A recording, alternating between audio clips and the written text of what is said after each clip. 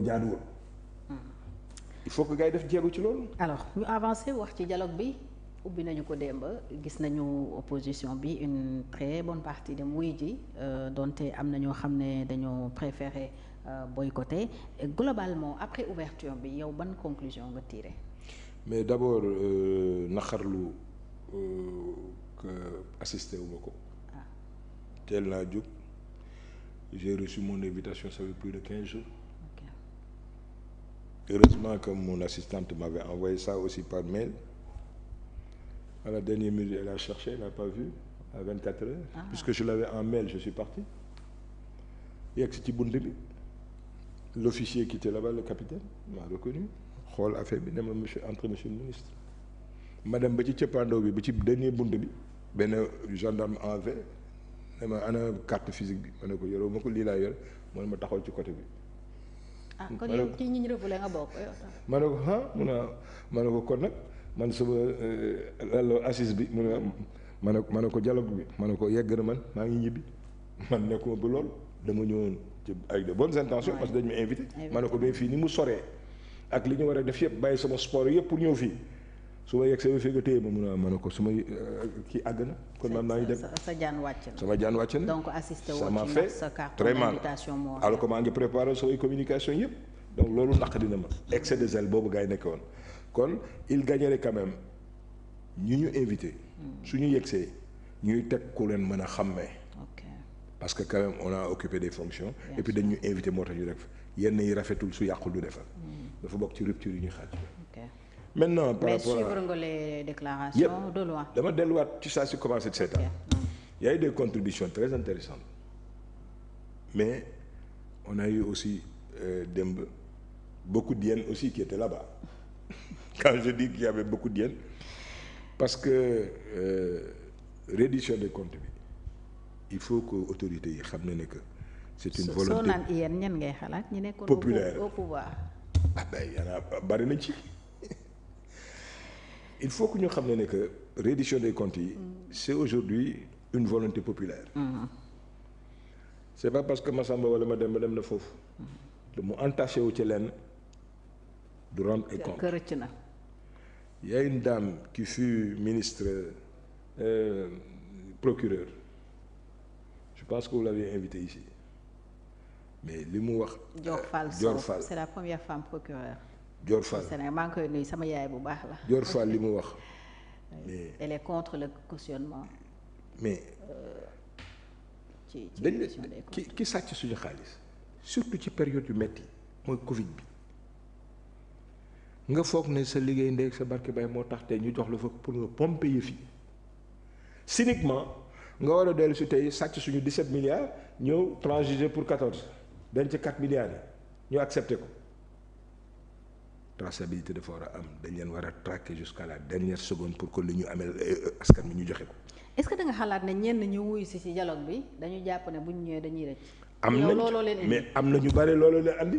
foog nañ ne que parce que yow nañu dialogue bi soo ko gis na leen dina waxtaan ak Diomaye pour ñu baal leen mais c'est extrêmement grave parce que finalement à ce moment-là mais ce serait tout ça pour ça dañu ko jaay mu impacter l'économie parce que tous les journaux tout le monde parle au quotidien de la reddition des comptes su ñu yeewoo suba teel nag war a def de la compromission par rapport à loolu y a un problème vivement que bu bañ leen jaral dara ñii war a rendre des comptes il faut que le fasse maintenant sur les thématiques wax nañ ko et Sonko waxoon na ko les priorités je pense que c'est pas d'ordre institutionnel parce que loolu seen assemblée ak seen majorité mënoon na ko rek la nécessité aujourd'hui de permettre aux jeunes tout juste après la majorité d'avoir maintenant leur carte d'électeur kenn waxu ci dara. la rationalisation automatiquement ci fichier bi. voilà ci fichier bi la rationalisation aujourd'hui des partis politiques.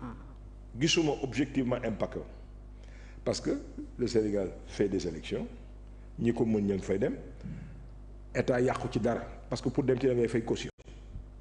bulletin yi ñu lay defar sax soo gagné ak soo gagnéwul ki ñuy remboursé mooy ki gagné am na légitimité ki ci amul mais la caution nga fay na say bulletin. kon. même loolu man sànn gisuma ci lu war a tax te ñu ciy débattre waaw maintenant c'est toujours bon parce que ça va nous permettre de rationaliser tous ceux qui sont dans les mêmes sensibilités vont se réunir pour créer un parti. À la tête de ces structures-là teg fa des gens irréprochables su dee aussi day am alternance à la tête de la structure tant mieux et ça va se faire. Les sociodémocrates vont se réunir, les libéraux vont se réunir, les nationalistes vont se réunir du côté de PASTEF, etc. Mais ça ne gêne pas. La nécessité aujourd'hui de ne plus faire du Conseil constitutionnel un organe consultatif, mais carrément délibératif, c'est tant mieux. Mais c'est dans le fonctionnement normal d'un État. Donc, gisuma ci woon lu tax si par contre ça permet quand même que nit ci waxtaan qu'on n'ait plus les couteaux entre les dents, c'est tant mieux. Mais loolu c'est des actes quotidiens que nous donnons. J'invite le Premier ministre suy demee Assemblée nationale qu'il sache raison garder moom majorité bi foofu ña nekk foofu lu ñu ko wax c'est dans le cadre de li ñu bokk moo tax pencoo Sénégal na ko teg dans ce contexte-là. Pas d'invective bu mu fu wax yoo xam ne day xëtt seen xol xoolal démb la députée la seule députée je pense femme de l'opposition Anta Babacar elle a dit que oui l'opposition n'est pas insignifiante, on n'est pas effaçable. Non, j'invite monsieur le Premier ministre donte il est très politique mais qu'il sache raison garder par rapport aux propos yi mu tey Premier ministre na jël la hauteur nekk ci yeneen. J'ai eu dire que on va lui permettre d'avoir, comme l'a dit le président, il veut un premier ministre ultra fort, oui. Super fort. ci laa doon bëgg a ñëw sax parce que derrière ce dialogue ñu bëri ñu ngi xaar ces réformes là. Constitutionnelles annoncées oui par le directeur de cabinet adjoint conseil juridique du président professeur Sidi Alpha Ndiaye am na yu mu annoncé woon fan yële yokk pouvoir premier ministre pour génn ci hyper présidentialisme bi ñu nekk. Yow homme d'état nga nekkoon nga ministre d'état nekkoon nga ci régime exercer nga le pouvoir xam nga ni réew di doxee loo xalaat ci réforme yooyu ñu annoncé pour yokk ay pouvoir au premier ministre. xam nga moi j'ai eu la chance de l'avoir fait avec Ablaye Wade directeur de cabinet sensible et puis sur des moments très difficiles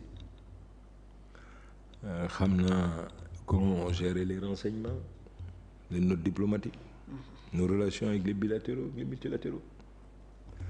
C'est important que dans les secteurs de souveraineté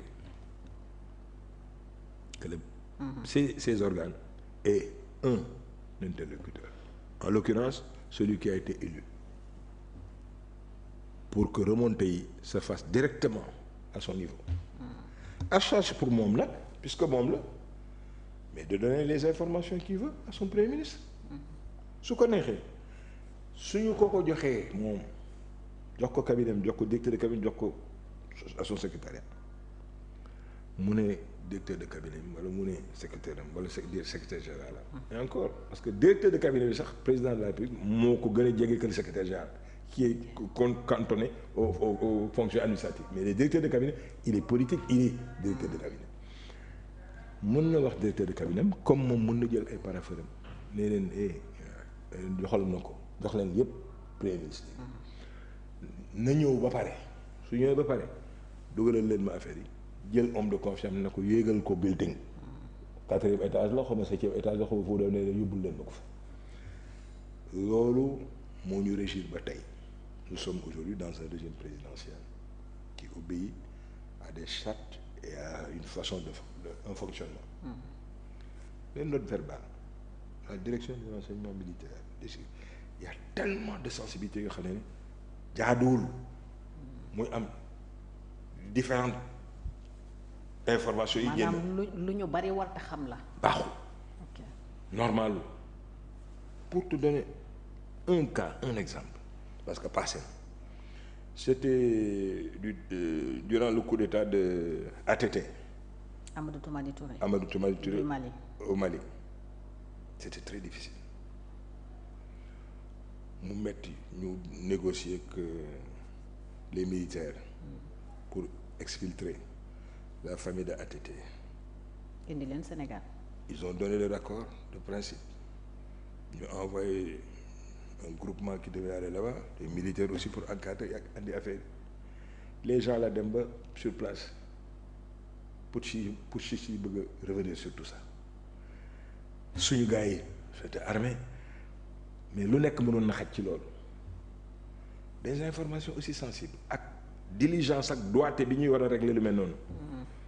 ñaari nit ñetti nit ñeenti nit war ñu ko yëg mais moo tax j'ai été surpris quand ma toog rek mu tudd ma jàmbal qui m'appelle ki ma di dégg naa ne yaa ngi leen nekk di exfiltrer la famille de Amadou Toumani Touré ko loolu foo ko yëgee ba koy wax c'est-à-dire pour peu mën na impact ak conséquence bi mu war a am dafay métti. parce que information bu seen ne